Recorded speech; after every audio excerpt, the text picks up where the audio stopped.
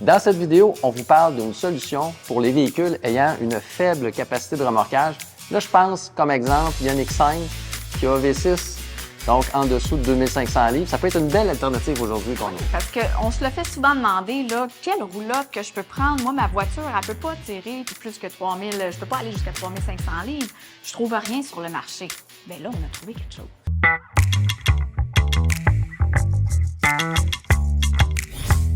Aujourd'hui, on a la solution, puis on vous la présente maintenant. Oui, on est chez Rooftop Camp. Donc, on va essayer une tente de toit sur une remorque. Donc, c'est un prêt à camper, en fait. Oui, c'est un modèle qui va nous permettre d'avoir un réfrigérateur, il y a une petite dinette, on va avoir même les chaises à l'intérieur dans la remorque.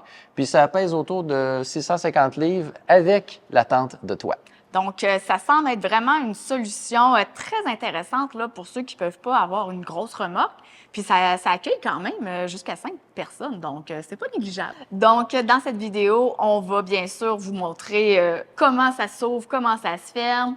On va aussi regarder l'impact sur l'autonomie. Sur l'autonomie, hein? sur le véhicule. Est-ce que ça affecte quand même grandement l'autonomie ou très peu? Donc, je suis très curieuse de voir ça. Puis, bien sûr, pour Notre expérience qu'on va vous partager. Ça fait longtemps qu'on n'a pas fait de la tente, hein, Marie? Donc, je ne vous cacherai pas que moi, personnellement, je suis vraiment pas de type tente. Donc, mais j'ai vraiment hâte de l'essayer parce que honnêtement, il y a différents modèles de tentes, mais nous, on va avoir comme la plus luxueuse. Oui, puis il annonce de la pluie. Fait qu'on espère que l'aventure va être à son maximum. Parce que si Tant jamais... qu'à l'essayer, on l'essaye comme il faut, hein, dans la pluie. C'est là qu'on va voir si on est bien. Donc, restez jusqu'à la fin pour avoir toutes nos impressions.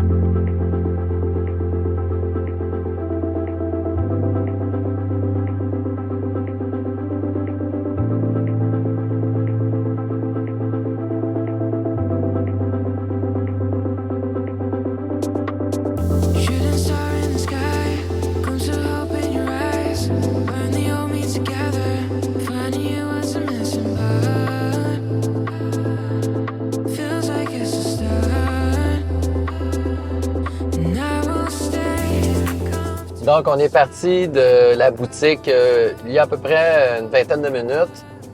Actuellement, j'ai de la difficulté à me prononcer sur la consommation par kilowattheure parce qu'il y a beaucoup de côtes. Soit qu'on monte, soit qu'on descend. On passe par des routes de campagne à 70 km/h. Actuellement, là, sans nécessairement tirer de grandes conclusions, actuellement, j'ai une consommation de 32 kWh par 100 km. Qui est quand même très bien. Donc, mais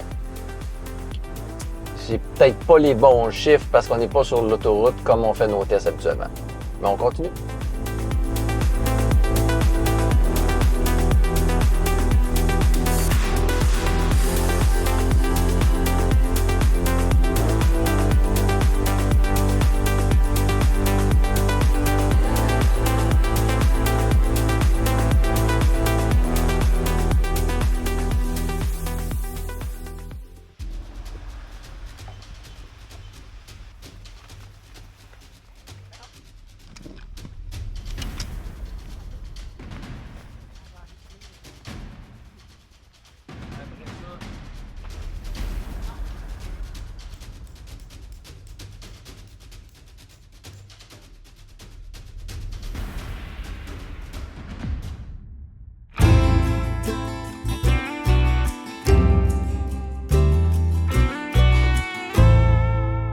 Alors, je vous fais faire le tour du propriétaire. Donc, on a quand même un très, très grand auvent. Ça, c'est vraiment génial, là. Ça permet d'être vraiment en dessous quand il pleut. Là, ça paraît pas, il fait soleil, on est chanceux, mais depuis hier, il mouille beaucoup. Hein? Ici, la porte là, se ferme naturellement, mais c'est vraiment pratique parce que ça fait une belle tablette pour pouvoir bien cuisiner. Quand on le loue en prêt en camper, comme nous on a fait, bien, ils fournissent le petit poêle, la vaisselle de base. Donc, c'est vraiment très bien. Puis, il y a un frigo. Donc, bon, là, on a juste mis les breuvages, là. On a le restant dans notre glacière. Mais on a quand même un frigo. Il y a une batterie, bien sûr. Puis, comme on est branché aujourd'hui, ben, on en a profité là, pour le brancher. Ici, on a du rangement. Donc, avec la vaisselle là, qu'ils fournissent quand on le loue en prêt-à-camper. Puis, ce qui est bien, c'est qu'ils ont même pensé à mettre des connecteurs pour pouvoir charger les appareils. Donc, avec le prêt-à-camper, en plus, ils ont fourni la petite poubelle, puis ils ont fourni le rangement ici pour la vaisselle. Donc, vraiment, là, tout est bien pensé. Ce qui est vraiment, vraiment génial, c'est que c'est quand même une remorque, hein? Donc, il y a énormément de rangements. Tu sais, soit qu'on prépare nos bacs avec toutes nos choses à l'intérieur, on peut tout mettre ça là. Il y a des gens qui vont pouvoir mettre leur vélo, peut-être le kayak, le paddle. Donc, il y a vraiment là, beaucoup, beaucoup d'espace là, pour pouvoir faire du rangement. Puis, il y a des toiles tout le tour, donc qui permet bien sûr de garder le tout au sec. Donc, tout a été bien pensé. Voilà. Alors, on va maintenant rentrer à l'intérieur. Ils appellent ça l'annexe. Donc, c'est une option. Là. C'est pas, on peut avoir juste la tente de toit. Puis d'ailleurs, je pense qu'on l'a déjà dit peut-être, mais la tente de toit, on pourrait juste avoir ça et la mettre sur le toit d'un véhicule. Là.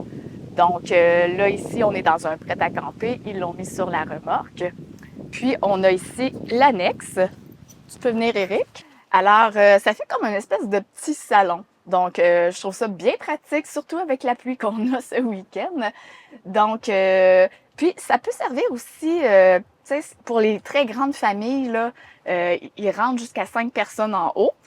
Moi, je trouverais ça peut-être un petit peu serré. Mettons 3, 4 en haut. Mais on pourrait très bien mettre un ou deux petits lits de camp en bas.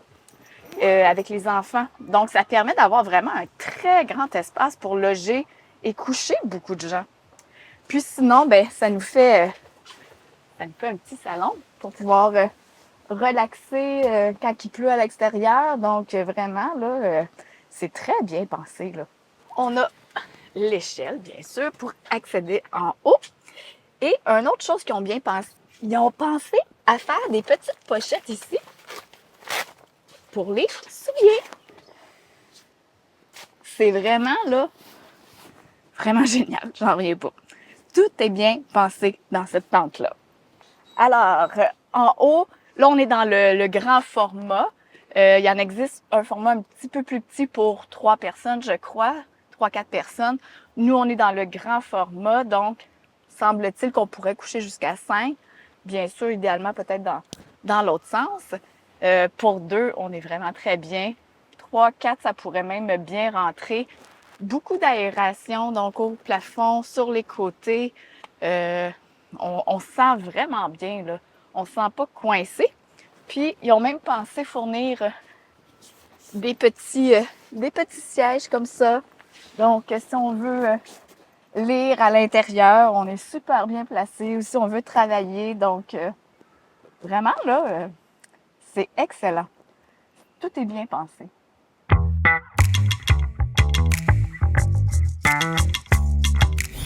En conclusion, ça n'a pas été facile, non pas à cause de l'équipement, mais à cause de la température. Ouais. Puis moi, ben, je suis pas très madame tente en partant, là. J'aime ça, le camping, un peu plus de luxe. Donc, j'avais un peu des appréhensions, surtout qu'il annonçait de la pluie toute la fin de semaine. Mais justement, le fait qu'on était dans cette tente-là, avec l'annexe, avec le grand auvent, En avant, celui-là, là. Ça fait que même s'il mouillait, ben on était bien. On était toujours au sec. Il y a une double toile sur le toit de la tente qui permet également d'imperméabiliser le tout. Ouais. Il y a des fenêtres partout que tu peux ouvrir. Tu respires là-dedans. Le matelas est confortable. Un peu plus dur pour moi, je trouvais, mais pour toi, Marie-Pierre? Moi, j'ai trouvé très confortable. Bon, fait que je pense que c'est l'essentiel. Oui, donc on avait emmené notre petite fan, donc pour faire chauffer un petit peu, fait que ça enlevait l'humidité, fait qu'on était vraiment très bien. Fait que c'est un bel équipement, je pense, comme alternative pour les véhicules qui remorquent en dessous de 2000 livres, par exemple. Ouais. C'est un 650 livres à remorquer. Côté performance, là, on n'a pas pu tester plus qu'il faut parce que Magog, Sherbrooke, c'est des rangs de campagne avec des côtes. Fait qu'on n'a pas des grosses conclusions. Mais on s'entend que c'est sûr qu'on va perdre l'autonomie, là. Donc, il ne faut pas penser que parce que c'est plus petit, que c'est beaucoup plus léger, qu'on va perdre beaucoup moins d'autonomie. Je crois pas.